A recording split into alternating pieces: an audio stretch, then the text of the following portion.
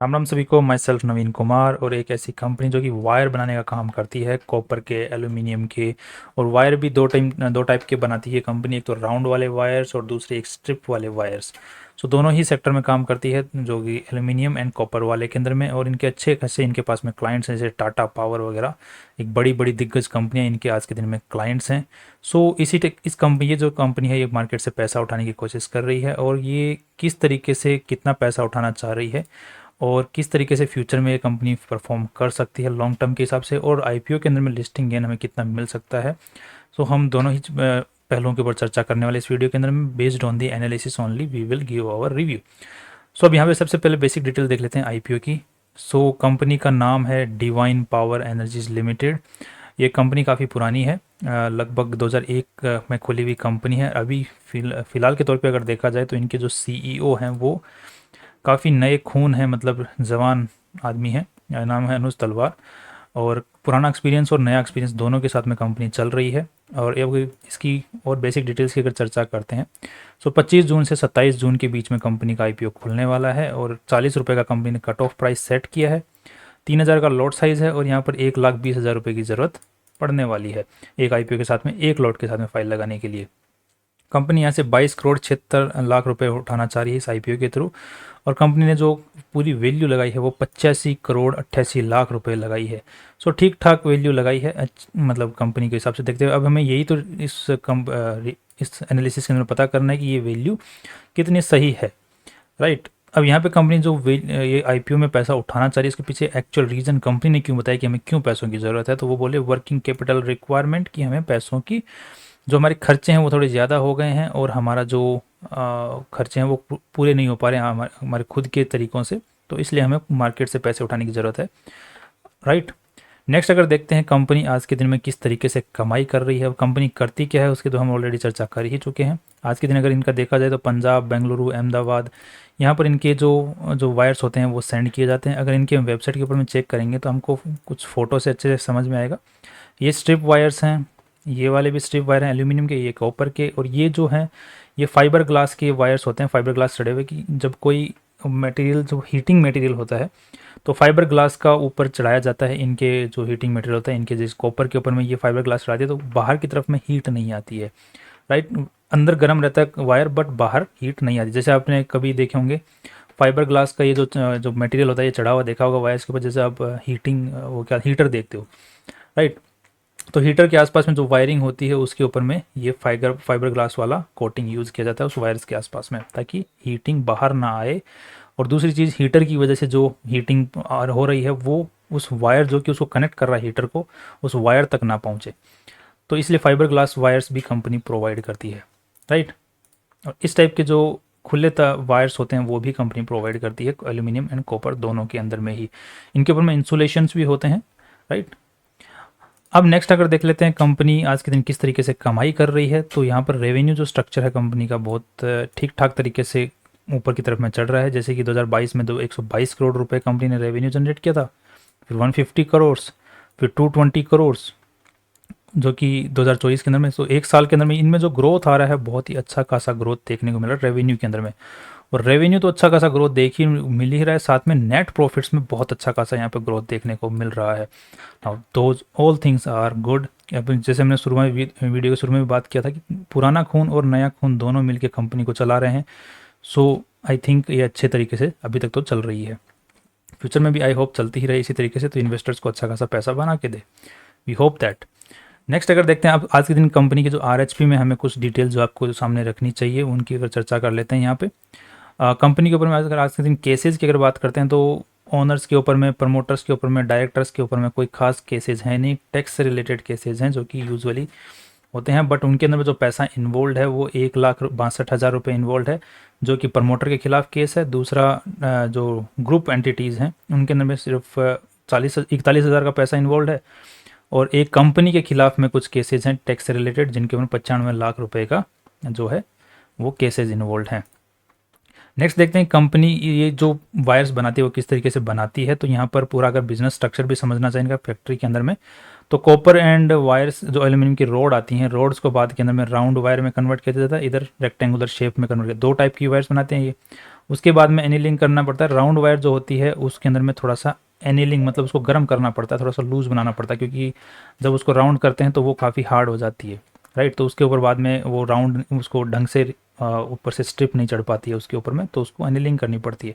फिर quality testing होती है, फिर उसके ऊपर इंसुलेशन हो जाता है। क्वालिटी टेस्टिंग की उसको अच्छे से कंडक्टर का काम कर रही है कि नहीं कर रही है, उसके बाद में उसके ऊपर में कवर चढ़ा दिया जाता है कि करंट वरंट बाहर ना लगे, इंसुलेशन कर दिया जाता है, सर्किट वगैरह ना हो।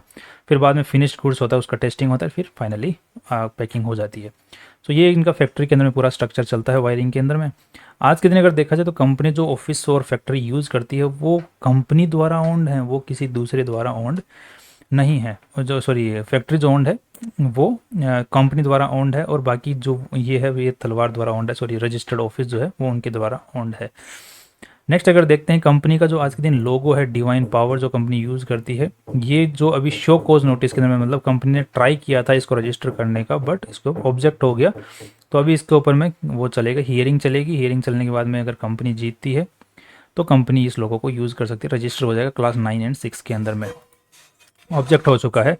सो द अब कंपनी जो मैक्सिमम जो लार्ज कस्टमर्स हैं, लॉस जो कस्टमर्स हैं कंपनी के, वो हमने देखा कि टाटा पावर कंपनी का कस्टमर है, जैसे इनके वेबसाइट के ऊपर में दिखाए हुए इनके कस्टमर्स बड़े बड़े कस्टमर्स हैं इनके पास में। जैसे यहाँ पे यूपीसीएल हो गया, पंचशील हो गया, डीवीवीएनएल हो गया, जो इलेक्ट्रिसिटी वाली कंपनियाँ होती हैं ये सारी इनकी मैक्सिमम कंपनियाँ इनके कस्टमर्स हैं। तो जो टॉप 10 कस्टमर्स हैं अगर उनमें से कोई एक भी अगर पीछे हाथ खींच लेता है तो फिर दिक्कत इनके साथ में हो सकती है। ऐसा ये कर रहे हैं कि टॉप 10 कस्टमर्स के ऊपर इनकी डिपेंडेंसी बहुत ज़्यादा है, जो कि लगभग 70% के आसपास में है। Now that is bad, but इतनी भी बैड नहीं है, बट ठीक ठाक है। क्योंकि और दूसरी चीज़ अगर हमें देखने को ये मिलेगी कि कंपनी के जो टॉप 10 कस्टमर्स हैं वो अपने कंपनी पर भरोसा बहुत ज़्यादा अच्छे से दिखा रहे हैं, वो ज़्यादा से ज़्यादा माल ऑर्डर कर रहे हैं कंपनी के पास से। Now that is good, right. Company के अंदर वो जो बड़ी कंपनी है वो इंटेग्रिटी देख रही हैं, प्रोडक्ट के अंदर में कुछ वैल्यू देख रही हैं, इसीलिए वो मल्टीपल ऑर्डर्स डाल रही हैं, बढ़ा रही हैं ऑर्डर्स को। That is good. कम अब आज के दिन कंपनी के पास में कोई ऑर्डर बुक नहीं है कि फ्यूचर से कोई कंपनी जो है पहले ही ऑर्डर देके बैठी होगी हमें 2 साल के लिए, 3 साल के लिए, 5 साल के लिए हमसे इतना माल तो खरीदेंगे, इस टाइप का कोई ऑर्डर नहीं है। किसी भी कंपनी को अगर ऑर्डर कंपनी से चाहिए होता है तो फ़ोन करते हैं, ईमेल करते हैं कि हमें इतना माल सप्लाई कर दो, उसी बेसिस पे काम चलता है। पहले से कुछ बुकड नहीं है, ऑर्डर बुक पहले से मिली हुई नहीं है इनको। इंस्टॉल अगर इनकी कैपेसिटी की बात करते हैं कंपनी की, तो कैपेसिटी ये कंटिन्यूसली इंक्रीज़ करते जा रहे हैं। एक्चुअल जो प्रोडक्शन चल रही है वो भी जो 49% के आसपास में जो कैपेसिटी है उसके हिसाब से काम कर रहे हैं। नाउ दैट्स अगेन गुड कि कंपनी फ्यूचर में जिस तरीके से रेवेन्यू बढ़ रहा है तो कंपनी को कैपेसिटी इंक्रीज़ करनी पड़ेगी। तो कंपनी की ऑलरेडी 50% कैपेसिटी पे कंपनी काम कर रही है, तो इनका जो कॉस्ट रहेगा वो वहीं पर रहेगा। जो जितना माल बेचेंगे तो प्रॉफिट जो है आज के दिन कंपनी जैसे नेट प्रॉफिट कमा पा रही है यहाँ पे, जो कि 6 करोड़ के आसपास में कमा पा रही है, तो ये यही बढ़ेंगे, खर्चा नहीं बढ़ेगा। So that is good, that is very good. अब नेक्स्ट अगर देखते हैं यहाँ पर कंपनी के बारे में और चीज़ों को चेक करते हैं, एंड तो यहाँ पर कंपनी का जो मैक्सिमम जो प्रॉफिट आता है वो स्ट्रिप कॉपर वायरिंग जो स्ट्रिप होती है उससे आता है, राइट। जो कॉपर की जो स्ट्रिप वायर है उससे आता है। बाद में वाइंडिंग वायर से भी कंपनी का रेवेन्यू आता है। तो लगभग कॉपर से ही इनका 60% के आसपास रेवेन्यू आता है, और वही एक्चुअली इलेक्ट्रॉनिक्स में यूज़ होता है, जो कि हीटिंग मटेरियल जो यूज़ होता है उनमें कॉपर ही मेनली यूज़ होता है, एल्यूमिनियम बहुत कम यूज़ किया जाता है। इसीलिए इनका मेनली रेवेन्यू जो आ रहा है वहीं से आ रहा है, that is again good. Private से ही इनका मैक्सिमम जो है रेवेन्यू जनरेट होता है, दैट इज़ अगेन फाइन। और इनका जो मेनली जो माल जो पैसा आ रहा है वो फिनिश्ड गुड्स से आ रहा है, जो दूसरी कंपनियों का माल खरीद के फिर आगे बेचना कस्टमर्स को, उससे ज़्यादातर इनका रेवेन्यू नहीं हो रहा है। सिर्फ फिनिश्ड गुड कंपनी जो खुद बना रही है वहीं से हो रहा है, तो वहाँ पे मार्जिन भी अच्छे होते हैं। दूसरी चीज़, एक जो बड़ा इशू कंपनी के अंदर में देखने को मिला है वो है फिनिश्ड गुड ट्रेड रिसीवेबल्स को लेकर के। सो ट्रेड रिसीवेबल्स के अंदर अगर हम लोग एक चीज़ को चेक करते हैं, सो यहाँ पर इनके ट्रेड रिसीवेबल्स बहुत ज़्यादा हैं, राइट। तो ये एक कंसर्न बन सकता है फ्यूचर के हिसाब से। बट उसके लिए अगर हमने चेक किया था एक चीज़, और जैसे यहाँ पे पूरी बैलेंस शीट को अगर चेक करते हैं तो 88 करोड़ की इनकी बैलेंस शीट है, राइट। तो वहाँ पर 88 करोड़ के ऊपर में देखा जाए तो 20 करोड़ तो रुपीज़ ट्रेड रिसीवेबल्स में पड़े हुए हैं इनके पास में आज के हिसाब से। बट पास्ट ईयर के हिसाब से इनका जो ट्रेड रिसीवेबल्स है वो घटा है। दैट शोज़ कि कंपनी का पैसा भी रेवेन्यू मतलब कैश फ्लो है कंपनी का रेगुलरली आ रहा है। बट स्टिल इनका जो इतना बड़ा ट्रेड वो बैलेंस शीट है उसके हिसाब से काफ़ी बड़ा साइज़ इनका ट्रेड रिसीवेबल्स का पड़ा हुआ है। बट यही चीज़ को अगर हम लोग चेक करते हैं पास्ट ईयर्स के साथ में, तो हमें एक चीज़ देखने को मिलेगी यहाँ पे, 1 सेकेंड। जो 2023 का जो ट्रेड रिसीवेबल सेगमेंट है वो यहाँ पर लेस देन 6 मंथ्स, मतलब 2023 का जब डेटा आया था तो वहाँ पर 6 महीने पुराना ट्रेड रिसीवेबल्स था 25 करोड़ का। 2024 का भी हम देखते हैं तो यहाँ पे 6 महीने पुराना ही 19 करोड़ का रहा है। दैट मीन्स कि इनका पुराना जो पैसा है वो रिकवर हो रहा है और नया जो है माल जा रहा है तो वो अटक नहीं रहा, मतलब पैसा अटक नहीं रहा है, सिर्फ कॉन्ट्रैक्ट बेसिस पे ही काम चल रहा है। सो दैट शोज़ कि कंपनी का पैसा रिकवर हो रहा है टाइम के ऊपर में और साइकिल बनी हुई है।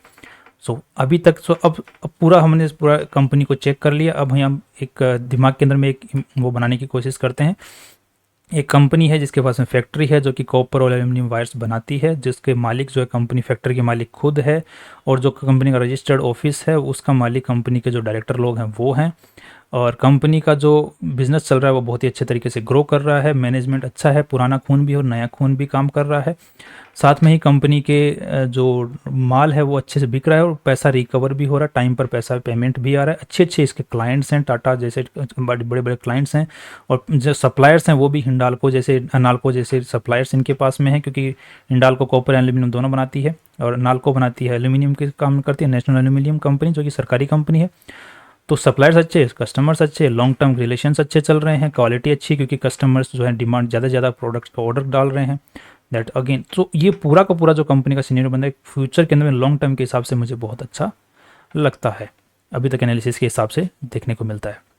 अब एक बार थोड़ा सा कंपेयर कर देख लेते हैं जो जो ऑलरेडी स्टॉक मार्केट में लिस्टेड कंपनी है उनके हिसाब से कि आज के दिन हमें लिस्टिंग के अंदर में कितना वैल्यू मिल सकता है। सो यहाँ पर 85 करोड़ की कंपनी ने वैल्यू लगाई है और नेट प्रॉफिट्स कंपनी ने यहाँ पे 6 करोड़ के आसपास में है, 6.5 करोड़। सो यहाँ पे 85 डिवाइडेड बाई 6.4, राइट। तो यहाँ पर हमें मिल गया 13 का पी रेशियो। 13 का पी रेशियो को यहाँ पे शारदा एनर्जी 39 का पी रेशियो, इसका 7 का पी रेशियो, इसका जो है ये लगभग 19 का पी रेशियो, इसका है 31 का और इसका है 33 का। सो सभी के मुकाबले ही अच्छा कमाई कर रही है, जो कि ऑलरेडी स्टॉक मार्केट में लिस्टेड कंपनियां उनके मुकाबले बहुत अच्छी कमाई कर रही है।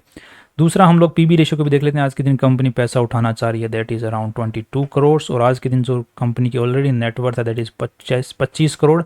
सो 25 ये लगभग 47 करोड़ के आसपास में हो जाती है। सो इसको हम लोग डिवाइड कर देते हैं तो लगभग अपने हिसाब से 2 के आसपास का पीबी रेशियो निकल के आएगा। सॉरी 47 करोड़, सो 1.8 का पीबी रेशियो निकल के आता है। सो जिसको हम कंपेयर करके देखते हैं तो यहाँ पे इसका 3.8, 1, 5.2 और 3.9 और 4.7। सो पी रेशियो और पीबी रेशियो के हिसाब से दोनों के हिसाब से अगर देखा जाए तो कंपनी का स्टॉक यहाँ से 2 टाइम्स से 3 टाइम्स के बीच में कहीं पर हो सकता है, जा सकता है, ऊपर की तरफ में जा सकता है, मतलब 2 गुना से 2.5 गुना के आसपास तक जा सकता है।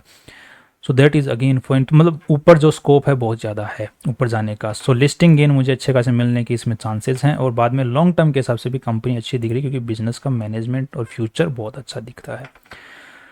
That's all from my side. And फिर मिलते हैं एक नई इंपॉर्टेंट वीडियो के साथ में, एंड सी यू टुमारो।